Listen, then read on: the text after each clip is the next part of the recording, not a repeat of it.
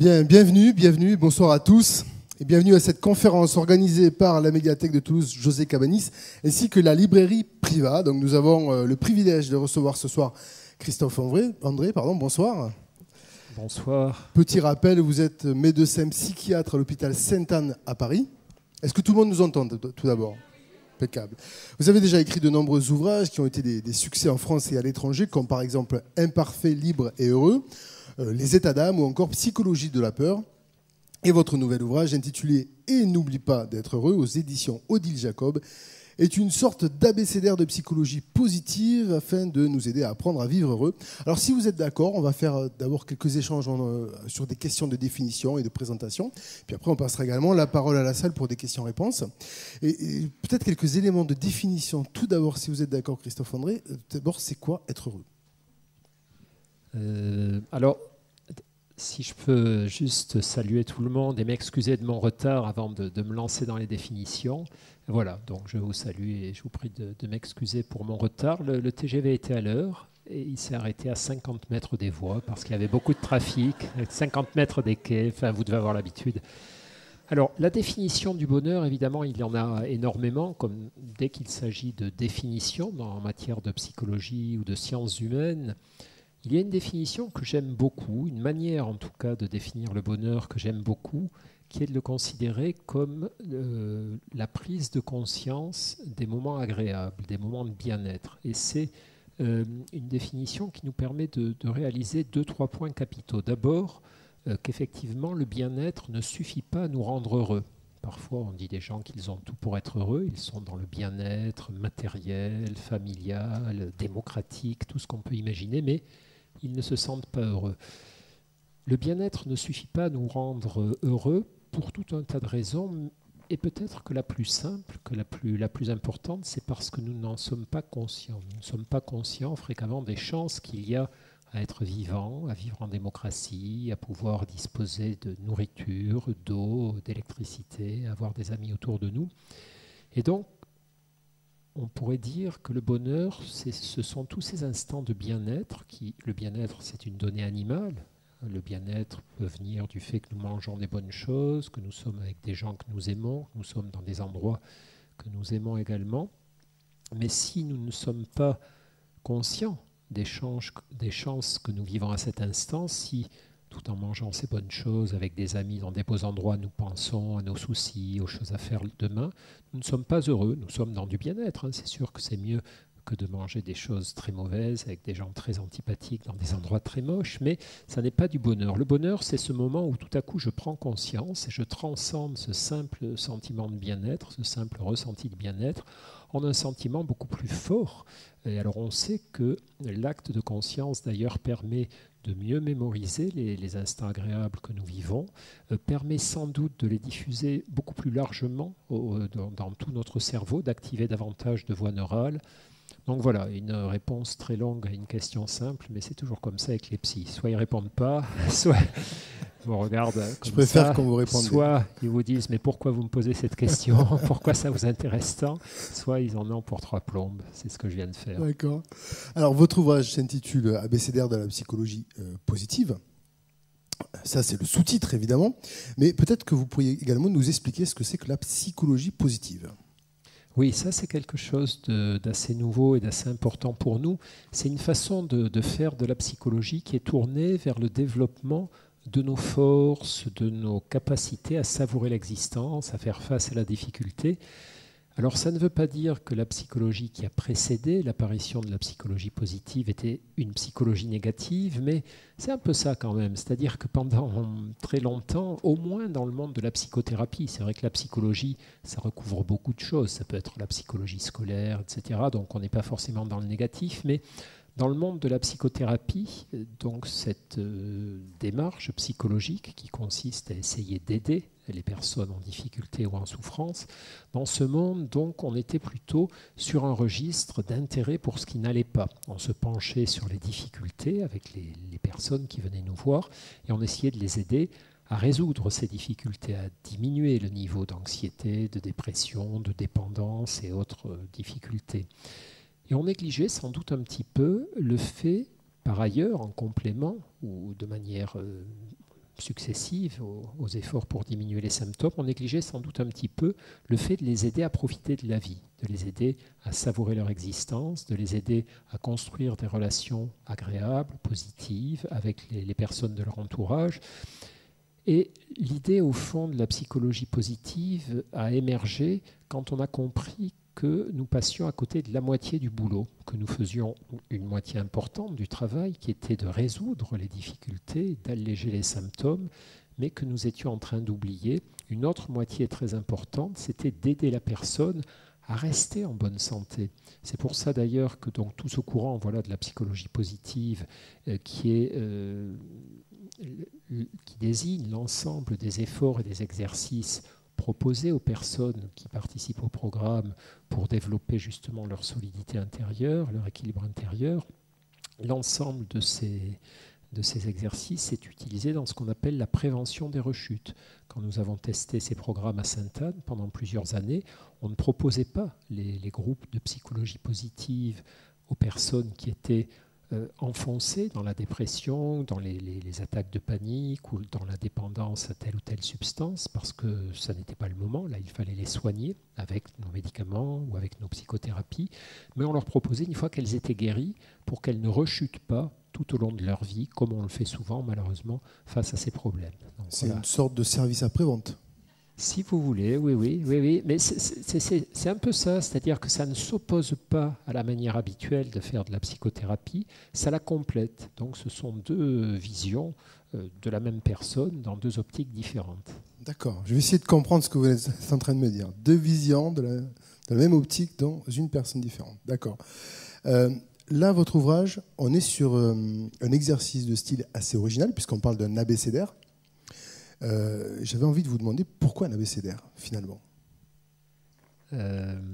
D'abord parce que je n'avais jamais fait ça. Ça m'amusait. Maintenant, je suis un vieil auteur, j'ai écrit pas mal de livres. Donc, tout à coup, j'ai réalisé que cette forme d'abécédaire m'attirait beaucoup. J'avais lu dans les années précédentes plusieurs livres sous forme d'abécédaire, dont deux que j'aime énormément. Un qui est un dictionnaire philosophique d'André Comte-Sponville, qui est un très grand philosophe que j'aime beaucoup, et que je vous recommande d'ailleurs. Je vous recommande la lecture de cette œuvre qui a beau être sous forme alphabétique, elle est extrêmement agréable à parcourir, un peu en vrac, comme ça, n'importe comment, ou alors lorsqu'on cherche un concept précis. Et j'avais lu aussi le dictionnaire amoureux de la littérature française de Charles Dantzig, qui est aussi un Toulousain d'origine, d'ailleurs, si je me souviens bien, que j'avais énormément aimé pour son côté un peu subjectif, un peu provoquant, un peu à l'emporte-pièce. Et ça faisait un moment que l'idée d'écrire un abécédaire me parcourait. L'autre raison, c'est que finalement, cette quête du bonheur qui anime la plupart des humains, ou tous les humains même, en réalité, c'est Mathieu Ricard qui dit, en blaguant, il dit « Je ne connais aucun être humain qui se réveille le matin en se disant « Pourvu qu'aujourd'hui, je sois très malheureux. » En général, on espère tous que ça va bien se passer. Alors parfois, on s'y prend très mal, très très mal même, mais c'est nos attentes. Et en tout cas, dans notre quête du bonheur, souvent, les choses se passent un petit peu en vrac. Il y a des bonheurs qui nous tombent dessus, on ne les a pas cherchés, d'autres qu'on va construire laborieusement, des bonheurs plus intellectuels, des bonheurs plus émotionnels.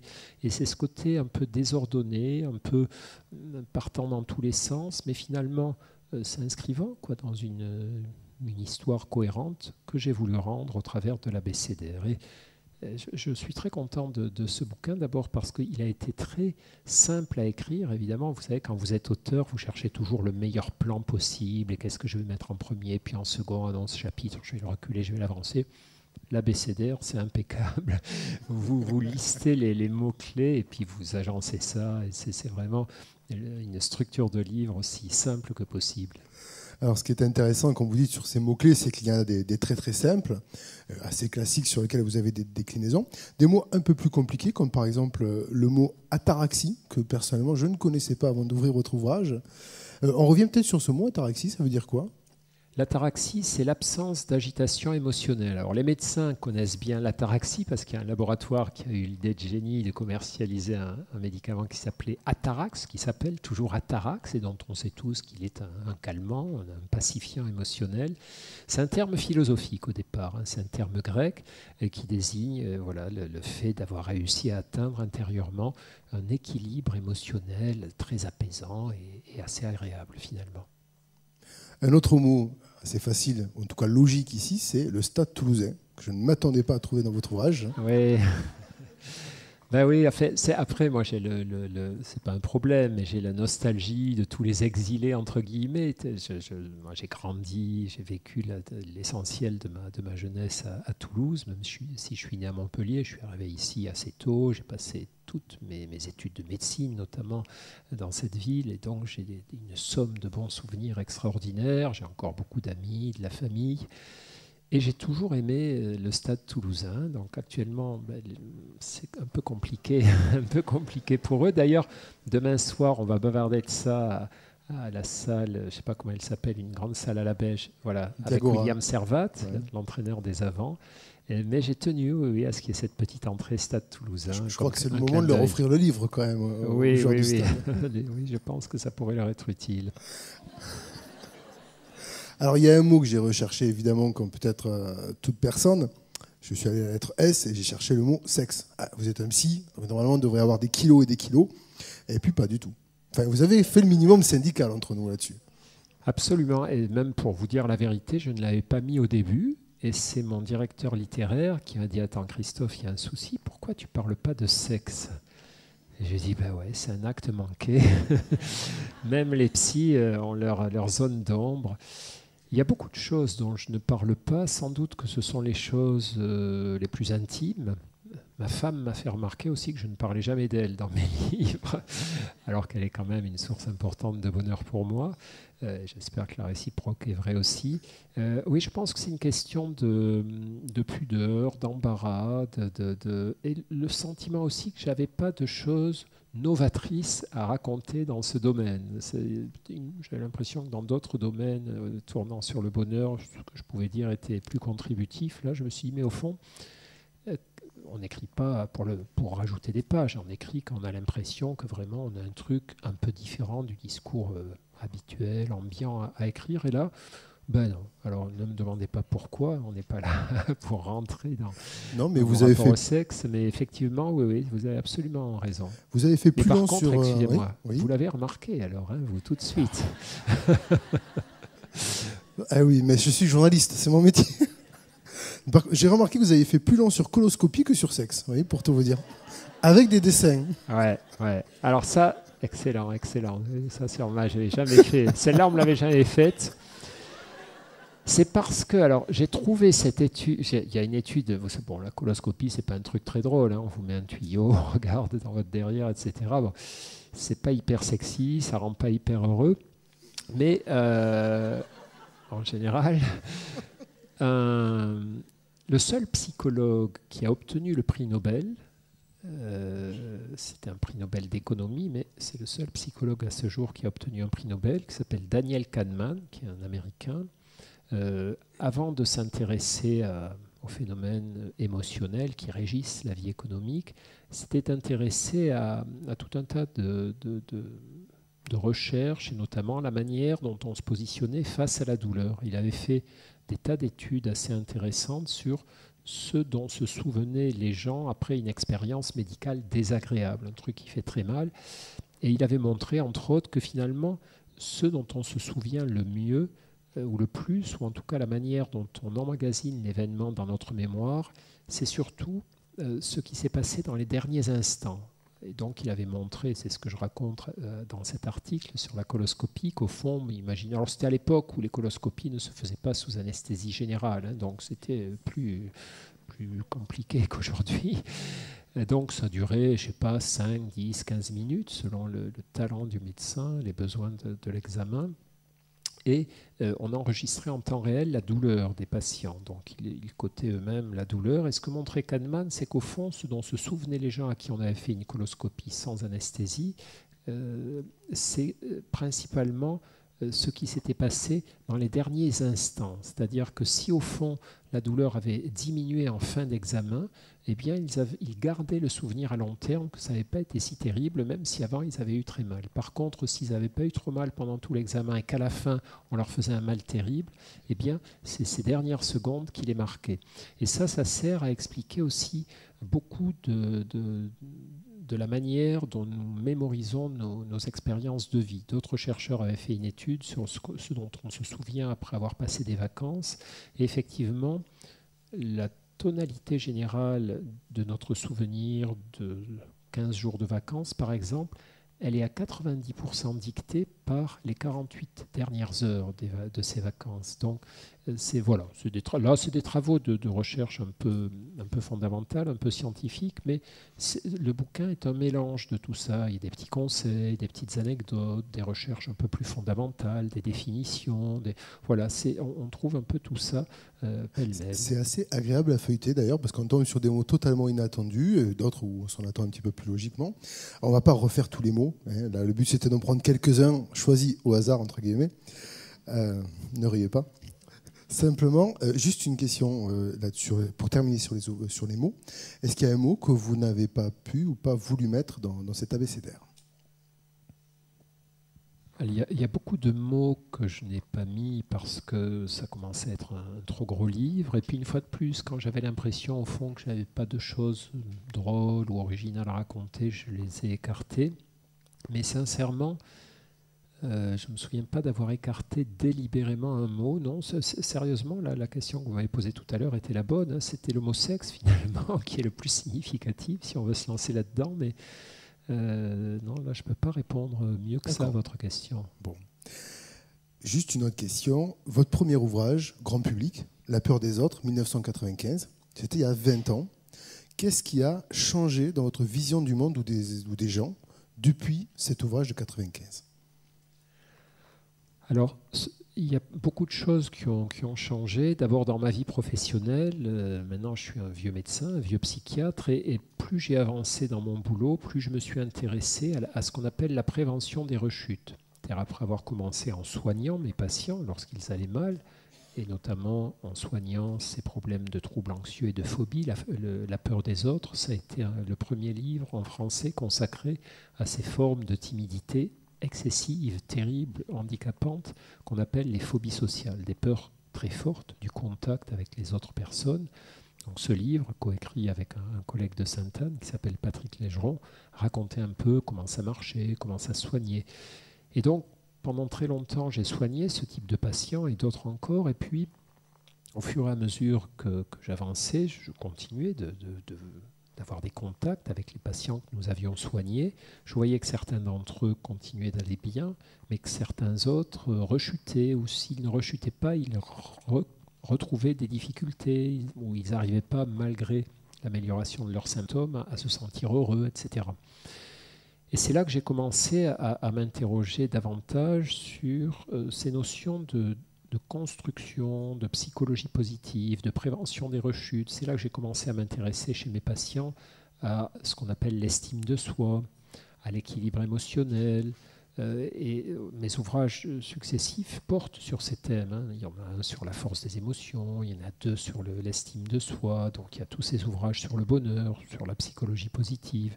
Donc ça, c'est le premier point. En devenant un vieux psychiatre, en voyant mes patients vieillir avec moi, j'ai voulu aussi leur proposer ce fameux service après-vente dont vous parliez tout à l'heure.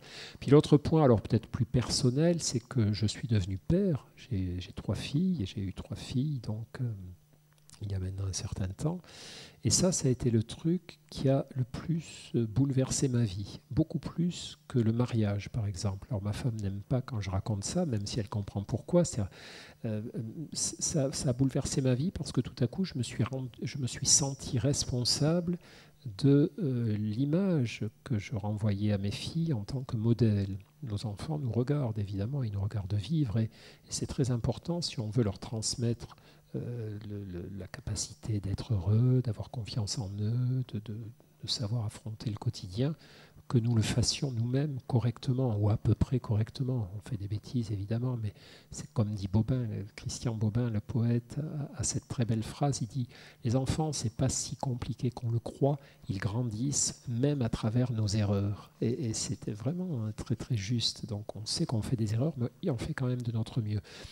Et ça, c'est l'autre aspect qui m'a poussé à m'intéresser de façon plus approfondie à ces questions de psychologie positive, de bonheur, etc. Parce que j'étais en direct en train de me remettre en question constamment par rapport au regard de mes enfants. Voilà. Puis il y a eu plein d'autres choses encore, mais je crois que ce sont ces deux directions, ces deux évolutions qui expliquent un peu l'évolution de mes bouquins. D'accord. Christian Bobin, d'ailleurs, le livre, vous avez une dédicace au début pour Christian Bobin. Je la lis là rapidement. À Christian Bobin qui va toujours son peur vers ce que son cœur aime. C'est très joli. Merci. Oui, ben j'ai beaucoup. Moi, j'ai beaucoup de. Il y a une émotion positive que je ressens volontiers, c'est l'admiration. Et moi, je suis pas jaloux des gens brillants. J'ai beaucoup de mal à éprouver ce sentiment d'envie, de jalousie. Par contre, j'éprouve très facilement de l'admiration. Et une des chances que j'ai eues avec mes histoires de bouquins, c'est du coup, vous savez, les livres, ça permet de faire connaissance avec des tas d'autres auteurs. Vous êtes invité à un salon du livre, une émission de télé, des trucs comme ça. Et donc, on rencontre des auteurs qu'on admire pour certains.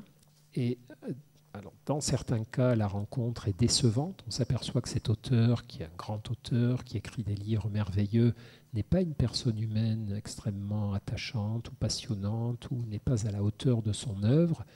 Et d'autres pour qui on découvre alors quelqu'un qui est vraiment au niveau de son œuvre, sans aucun problème, et même parfois au-delà.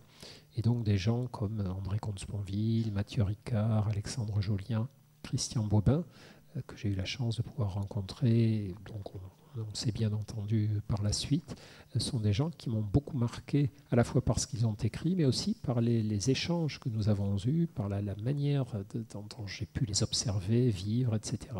Et Christian m'a beaucoup influencé ces dernières années, donc j'ai dédicacé le livre, je lui ai dédicacé le bouquin. Très bien. Dernière question avant de passer peut-être la parole au public pour des questions et des réactions. Je rappelle que vous avez été un des chefs de file des thérapies comportementales et cognitives en France. Et notamment, vous avez été un des premiers à introduire l'usage de la méditation en psychothérapie.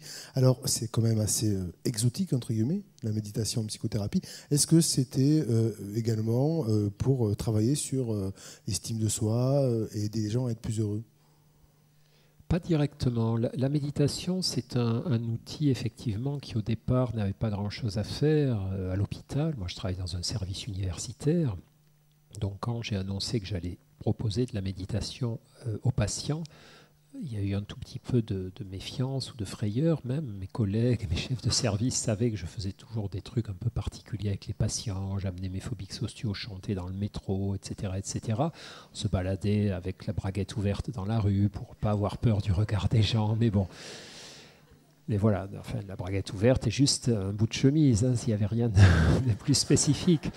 Mais quand j'ai parlé de méditation, effectivement, j'ai senti qu'il y avait des petites crispations, et même chez mes patients.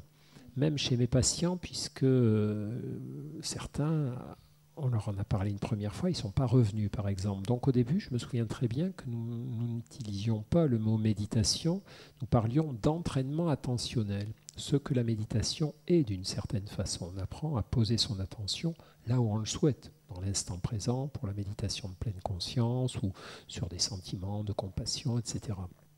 Mais l'objectif de la méditation telle que nous la pratiquons, c'est une méditation laïque, une méditation codifiée, séance 1, séance 2, séance 3, ce sont des protocoles qu'on peut scientifiquement évaluer, et c'est une méditation qui a été validée par la recherche.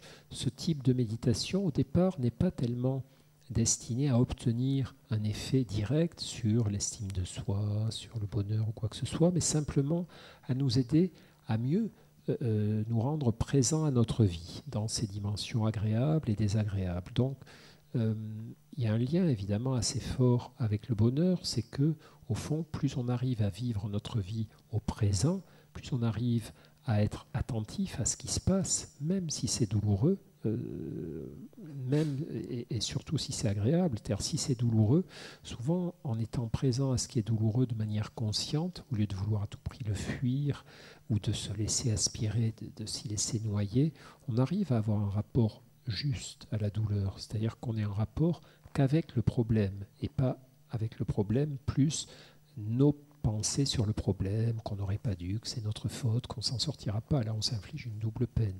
Mais la méditation nous aide aussi à être davantage présent à ce qui fonctionne bien dans nos vies. Dès que je me mets à mieux habiter ma vie, seconde après seconde, eh bien, je développe ce type de rapport qui me permet de mieux traverser mes douleurs et de mieux savourer mes bonheurs. Donc, c'est un outil, finalement, une démarche qui est cohérente dans cette logique de prévention des rechutes, de pacification de notre intériorité pour finalement avoir une vie plus pleine et plus heureuse. On revient sur l'état de conscience que vous évoquiez en début d'entretien. D'accord, très bien. Eh bien écoutez, le timing fait qu'il est moins l'écart, donc je vais venir parmi vous. Je ne mords pas, mais j'ai un micro, donc si vous avez des réactions ou des questions, bien c'est peut-être le moment de les poser. Alors, on va commencer par monsieur ici, j'arrive. Bonjour le chien.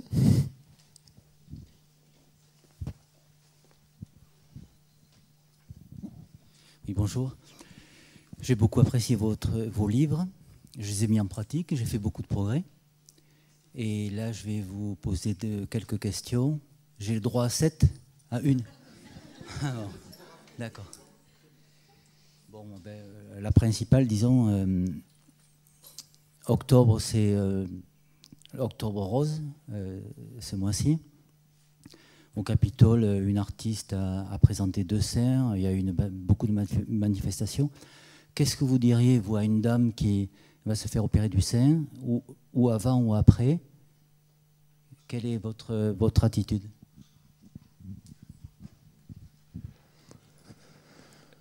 Quelqu'un qui va se faire opérer des seins pour un problème de maladie. Et après, a priori, je dirais rien sans savoir. Moi, vous savez, je suis psy, hein, donc je suis très prudent. Je parlerai, j'essaierai de voir. Parce que comment elle traverse cette histoire-là, il y a des gens qui n'ont pas besoin qu'on leur dise des choses particulières pour les accompagner, pour les soutenir. Mais s'il fallait dire quelque chose à l'aveugle, comme ça serait de l'encourager effectivement à être attentive, à ne pas trop se laisser aspirer par ses inquiétudes, ses anticipations, à être centrée sur ce qu'elle a à faire de sa vie ici et maintenant, sans savoir ce qui va se passer demain. Vous savez, c'est compliqué ces questions, mais elles sont intéressantes parce qu'elles nous renvoient à quelque chose d'essentiel. Plus nous comprenons que la vie ne nous est donnée que pour un temps limité, plus nous comprenons que nous allons mourir un jour, plus nous acceptons ça, mieux nous habitons notre vie au présent. Et ça, c'est une drôle de constatation, mais au fond, si nous vivons notre existence en nous disant ben voilà, de toute façon, j'ai encore plein d'années à vivre, beaucoup d'études montrent que nous avons tendance à gaspiller notre bonheur, à ne pas être attentifs, à faire un peu n'importe quoi. Si nous vivons notre vie en nous rappelant qu'on ne sait pas si on sera toujours en vie dans une semaine, dans un mois, chez la plupart des gens, pas chez tous, mais chez la plupart d'entre nous, ça nous rend plus intelligents et nous arrivons à mieux savourer chaque moment, chaque jour qu'il nous est donné de vivre. Et l'épreuve de la maladie, lorsqu'on est touché par une maladie comme peut-être la personne à qui vous pensez, lorsque c'est un cancer par exemple, donc des maladies qui peuvent raccourcir notre vie, elle peut évidemment beaucoup affoler la personne, beaucoup la tourmenter, beaucoup la désorganiser dans sa manière de voir le monde. Mais il est fréquent aussi qu'elle arrive, que la maladie soit comme un rappel, surtout quand on a des traitements, quand on va pouvoir être soigné, quand on va pouvoir s'en sortir. En tout cas, c'est une perspective raisonnable. La maladie agit comme un révélateur du caractère très précieux et très merveilleux de l'existence. Donc, voilà, ça serait sans doute ce type d'aide que j'aurais en tête, mais d'abord je l'écouterai, je la ferai parler, enfin voilà, je ferai le psy, quoi. Carpe diem, donc. Notre question, réaction. Madame au fond.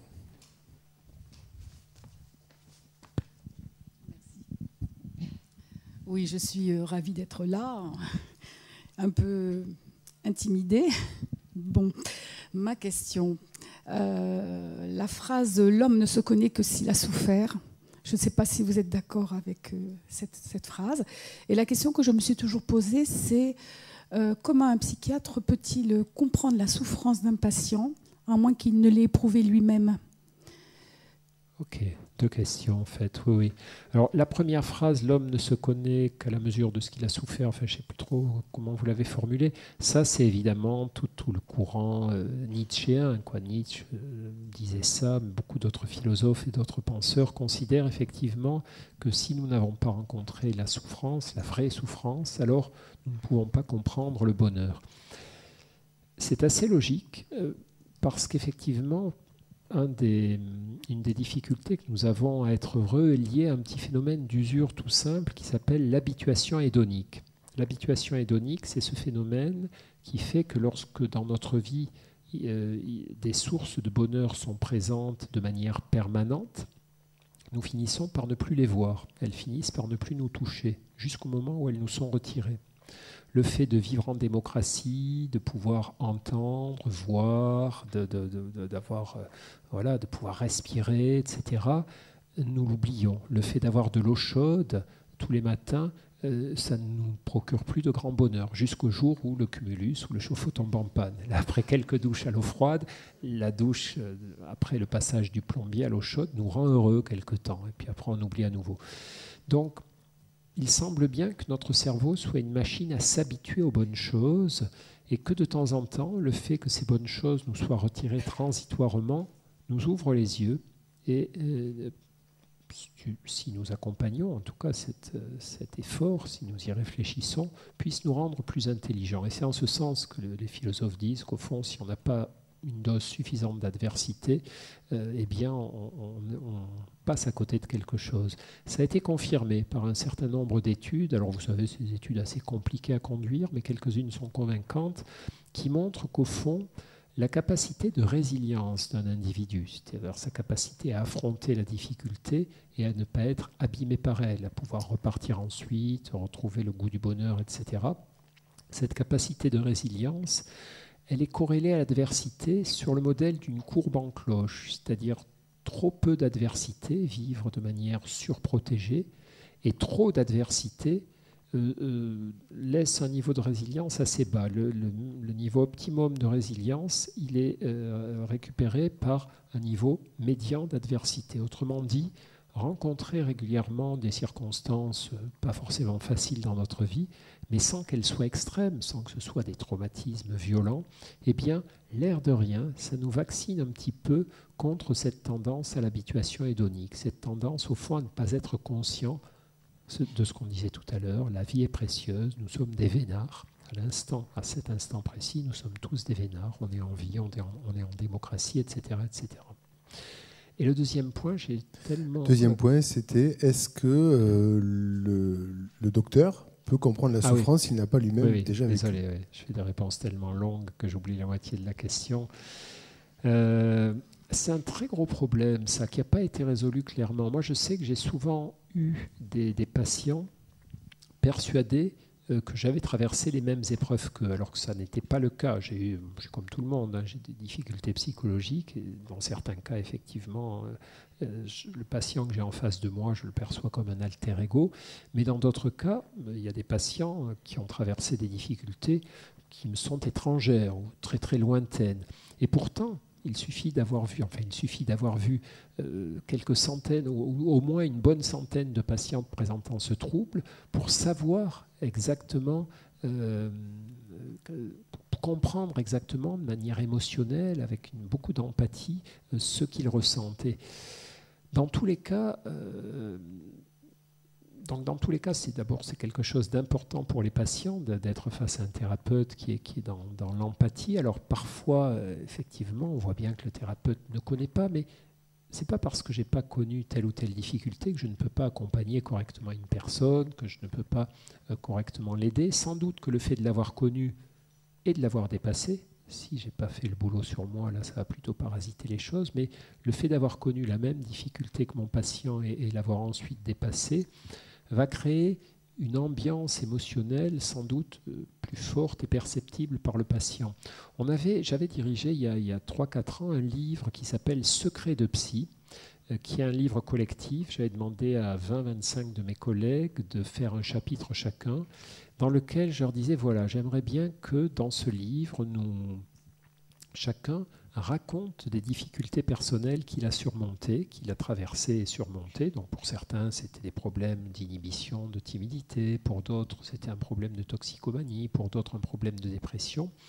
Et qu'il le raconte non pas pour, comme ça, pour raconter sa vie, mais pour montrer comment il s'en est sorti et de manière à ce que ça puisse être éventuellement utile et instructif à nos lecteurs et à nos patients. Et ce livre avait connu beaucoup de succès parce qu'effectivement, des soignants montraient qu'ils n'appartenaient pas à une catégorie différente d'êtres humains que leurs patients. C'est en effet évidemment tous de la même fibre, du même bois, et montraient comment ils avaient travaillé sur eux pour arriver à s'affranchir, à prendre un peu de distance par rapport à ces souffrances. Donc, pour certains, c'est très clair qu'ensuite, ils avaient une oreille extrêmement qualifiée, extrêmement forte pour recueillir les souffrances qu'eux-mêmes avaient traversées. Mais une fois de plus, ça n'est pas indispensable. Ça va juste ajouter quelque chose de très particulier, une ambiance très très particulière. Très bien. Autre question, réaction ? Oui, madame ?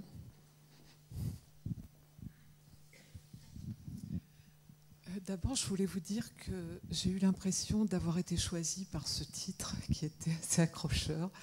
C'était une période de ma vie où j'allais pas bien et j'ai trouvé que c'était un cadeau.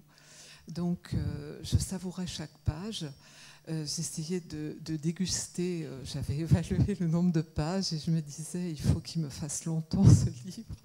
Et donc, en dégustant, je me suis rendu compte que c'était un des rares livres où, en avançant donc dans la lecture de ce livre et où normalement le nombre de pages qui restent diminue, c'était l'inverse qui se passait, parce qu'en fait, vous nous invitez à créer nous-mêmes des pages et des sources de bonheur.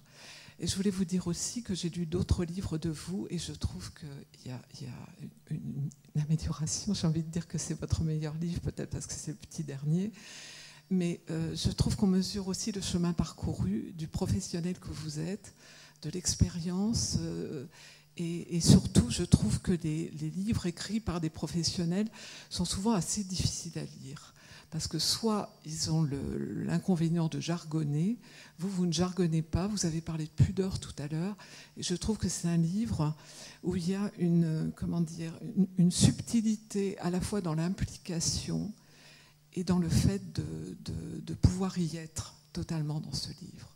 Alors franchement, je l'ai reçu comme un cadeau, et c'est un cadeau qu'on peut aussi transmettre.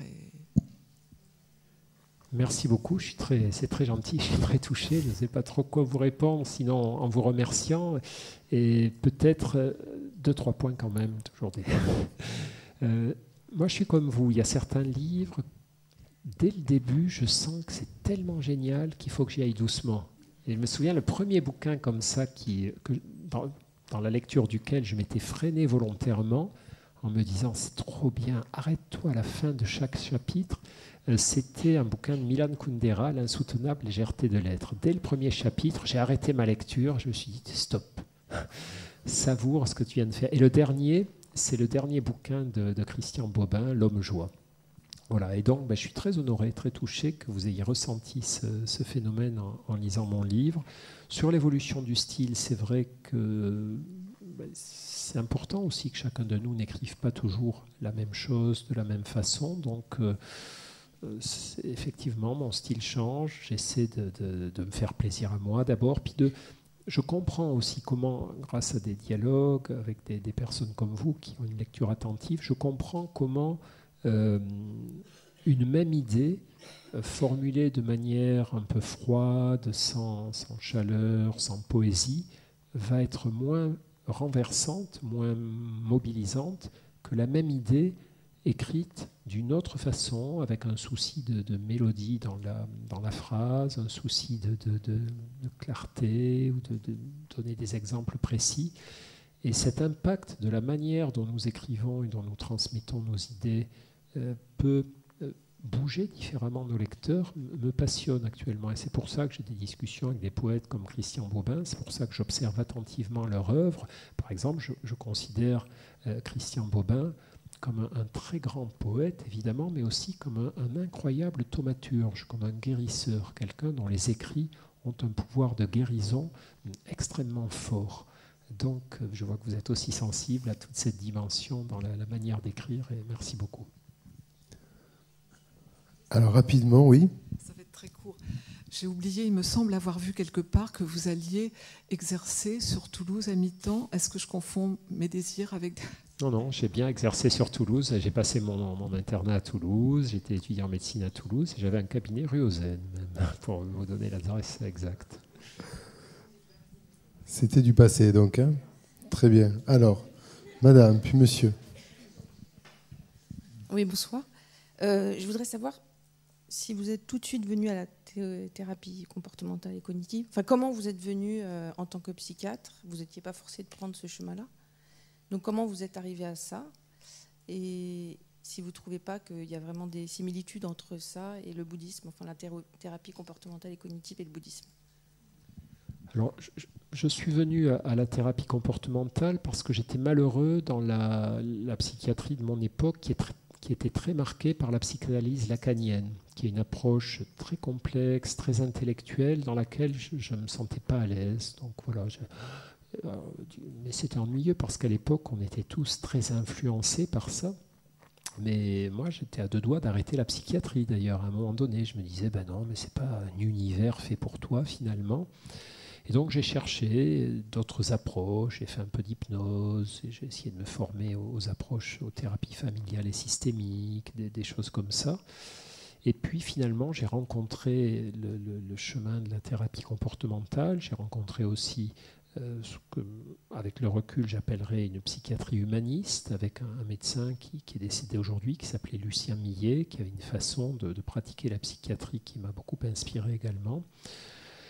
Alors après, sur les rapports entre thérapie comportementale et bouddhisme, il y a des rapports assez étroits, notamment l'insistance mise sur le fait de s'exercer très régulièrement, le fait qu'on n'obtient pas de progrès ou d'amélioration simplement par la prise de conscience ou par l'accès à une vérité qui nous serait cachée, mais que la manière dont nous pouvons progresser dépend beaucoup d'efforts, d'entraînement, d'exercices répétés. D'ailleurs, le mot méditation, que ce soit en sanskrit ou en tibétain, se dit dans ces deux langues exercice, entraînement, pratique. Hein. Ils ne disent pas méditation, ils disent la pratique. Et c'est exactement le message qui doit être transmis. Hein. Ce n'est pas une sorte de démarche dans laquelle on va avoir tout à coup des flashs, on va comprendre quelque chose qui nous était caché, même si ça arrive parfois. C'est une démarche d'entraînement, c'est un véritable entraînement de l'esprit, la méditation. Donc à ce titre, elle est proche des thérapies comportementales où on insiste beaucoup sur des exercices à pratiquer régulièrement.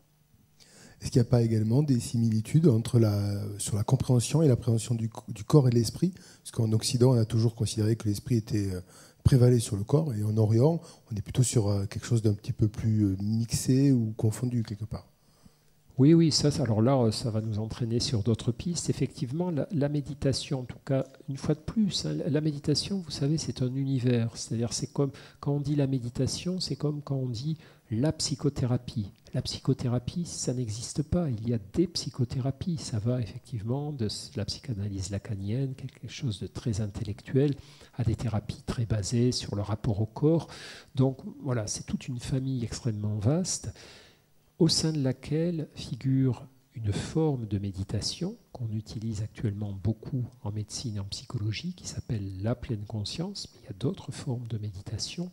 Et cette pleine conscience, qui est une méditation donc laïque, codifiée, validée par la science, etc., est une approche très corporelle, où on incite les participants à prendre conscience de l'inscription corporelle de leurs émotions, de la manière dont ce qu'ils ressentent dans leur corps va provoquer certaines pensées, de la manière aussi dont certaines pensées se traduisent par des ressentis corporels très forts.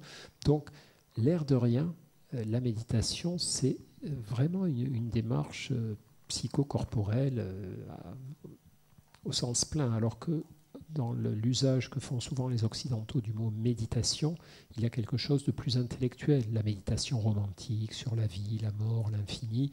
Là, on est dans une autre manière de méditer. D'accord. Monsieur, vous aviez une question ou une réaction? Oui, bonsoir. Donc, effectivement, moi, j'apprécie énormément vos livres. Je pense qu'ils m'ont permis d'évoluer. J'ai même prévu que sur ma tombe, j'écrive un parfait libre et heureux pour vous donner, voilà. Donc, et je me la répète souvent, cette phrase, qui me fait beaucoup de bien. Par contre, il y a quelque chose que j'ai pas su trouver peut-être dans vos ouvrages, et ça y est, peut-être, vous m'excusez, vous me direz où, si c'est le cas.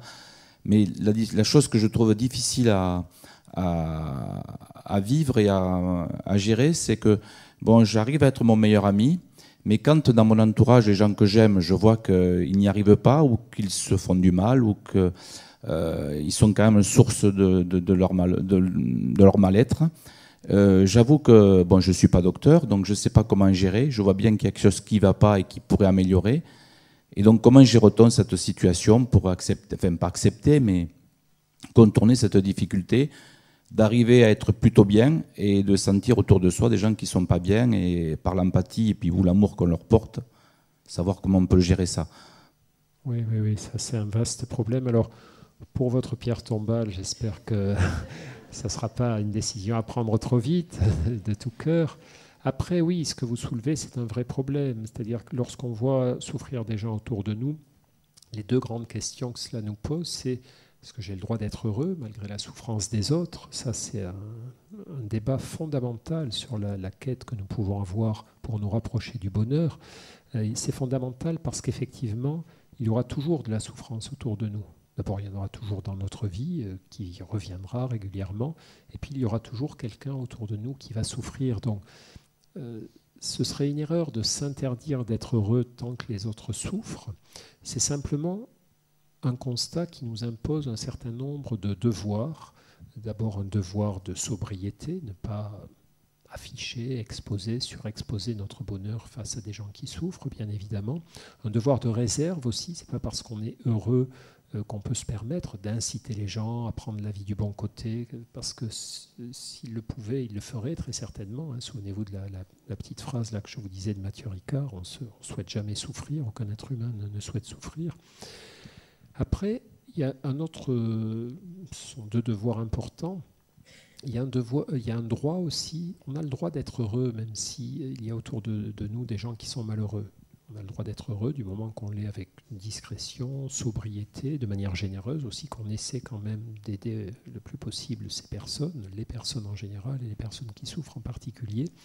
On a le droit d'être heureux pour une bonne raison, c'est que être malheureux de toute façon n'empêchera pas, ne retirera rien au malheur des autres. Nous interdire le bonheur ne retirera rien au malheur des autres, et que toutes les études, à peu près toutes les études, montrent que si je suis heureux, j'ai beaucoup plus d'énergie, beaucoup plus de capacité à aller aider les autres, beaucoup plus de capacité à transformer mon empathie en compassion. On fait souvent la différence entre l'empathie, qui est le fait de ressentir ce que les autres ressentent, et donc dans l'empathie face à quelqu'un qui souffre, je vais souffrir aussi, je souffre de la souffrance de l'autre, et la compassion, qui est de l'empathie qui s'accompagne du désir d'aider, de l'énergie d'aider, de manière juste et adaptée. Donc cette différence est très très importante, notamment dans la psychologie bouddhiste.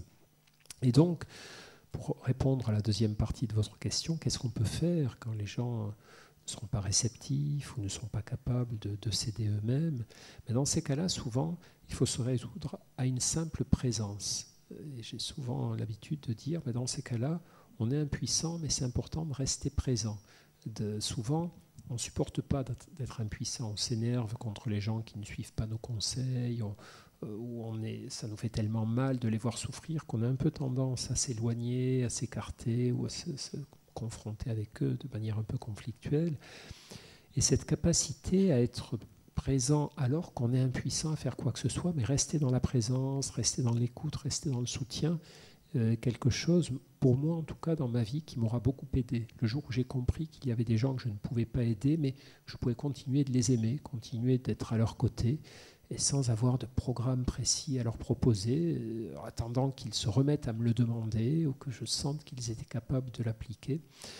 Donc, mais c'est quelque chose qui est très inconfortable. On a toujours le fantasme qu'il est possible d'aider, de mobiliser, de secouer. Et pour nous, c'est une partie difficile d'ailleurs de notre métier, quand on a des familles ou des proches qui viennent nous voir, qui nous décrivent un tiers qui ne veut pas venir en consultation, qui va très mal, qui s'enfonce, ils nous disent « mais qu'est-ce que je peux faire ? Qu'est-ce que je peux faire pour l'aider ?» Et en gros, on parle avec eux, évidemment, on écoute avant de parler ou de conseiller, mais on en arrive un peu à ces conclusions que le fait d'être déjà là, dans une présence attentive, dans l'écoute, dans la disponibilité, c'est quelque chose d'important et qu'à certains moments, on ne peut pas donner plus et eux ne peuvent pas recevoir plus. Et donc, on est obligé d'attendre qu'ils évoluent à leur propre rythme. Ce qui n'est jamais agréable, évidemment, quand ce sont des gens qu'on aime, mais il y a des choses comme ça dans nos vies qui ne sont pas forcément agréables et face auxquelles on doit être présent. Très bien. On va prendre une dernière question. Alors, madame au fond.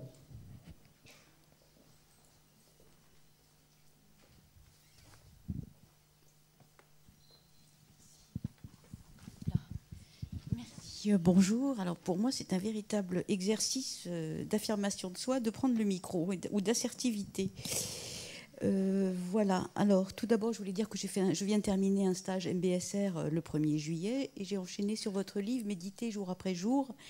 Et j'ai entendu une dame qui parlait de savourer ou déguster. C'est vraiment le terme qui convient pour ce livre. C'est-à-dire, j'en lis un tout petit peu tous les jours. Et je le savoure, je le déguste. Et vous avez parlé de poésie tout à l'heure. Et c'est quelque chose que j'ai ressenti dans ce livre, la poésie. Et l'objet de mon intervention, c'était surtout pour vous remercier, grâce à votre notoriété, de faire connaître, de mentionner dans vos ouvrages 2 personnes qui sont malheureusement pas suffisamment connues en France. C'est Etty Hillesum et Viktor Frankl. Et voilà, je les ai vus cités dans ce livre. J'ai vu aussi, vous aviez mentionné Etty Hillesum dans le livre que vous avez écrit avec Rabi, Ricard et d'autres, pour changer le monde. Et je trouve ça extraordinaire de faire connaître ces 2 personnes qui sont méconnues. Voilà, merci. Merci à vous. Et effectivement, celles et ceux qui ne connaissent pas encore les œuvres de Etty Hillesum ou de Frankl, c'est 2 auteurs très très importants à découvrir. Très bien. Allez, pour que vous soyez heureux ce soir. Courte la question. Très sympathique. On va sourire pour finir. Qu'est-ce que vous diriez à Guy Novès et Valérie si elles venaient vous voir? Là, vous êtes bien embêtés, là. En gros, je leur dirais de ne pas oublier d'être heureux, qu'effectivement, rien de grand, de fort ne se construit sans une bonne ambiance, sans de la solidarité, de la confiance mutuelle. Et voilà, mais une fois de plus, je ne le dirai certainement pas avant de leur avoir posé tout un tas de questions. Christophe André, mesdames, messieurs, on peut l'applaudir.